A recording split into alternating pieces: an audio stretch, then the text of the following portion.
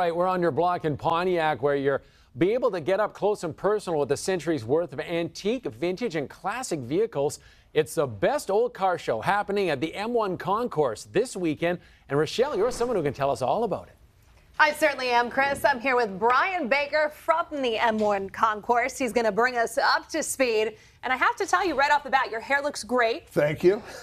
Share with viewers why it could have easily not looked great. How'd you get here today? We were just talking about how I drove here in a vintage convertible, and I didn't want to mess up my hair before being on TV. So I said, all right, I'm going to keep the top up. But as soon as we're done, the top's coming down. You're cutting loose right after the interview. Yes. We love that for you. Happy 4th. All right, you. so hundreds of antique, vintage, classic vehicles this Saturday. How many people typically turn out? Thousands. Wow. Now, the idea of, with this show, we got a very special focus with vintage cars, including I brought you a Rolls Royce today. That's the most generous thing a viewer has ever done. Here's your Rolls Royce, Rochelle. This is the Spirit of Ecstasy that's on the hood of all 25 of the Rolls Royces that we're going to have on display. If you've ever wanted to be up close to a Rolls Royce, we're going to have a whole array of them there. But we're also going to have cars from between the world wars, from the teens and the 20s, all the way up through the 50s and 60s. And I want to emphasize, around all this show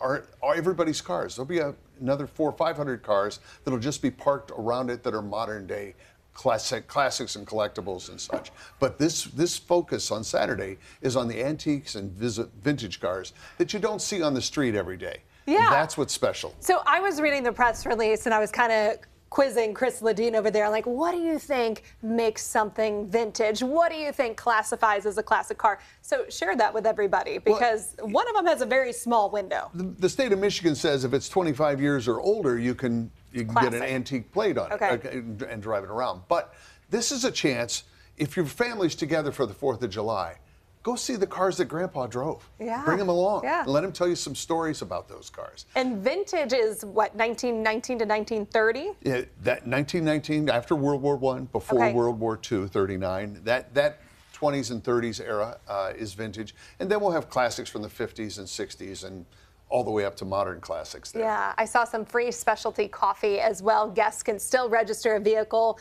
Where and when do people need to go out to this? Go on to M1Concourse.com. It's free to register. We want you to register in advance so that we know who's coming, and makes getting 1,000 cars on site very easy.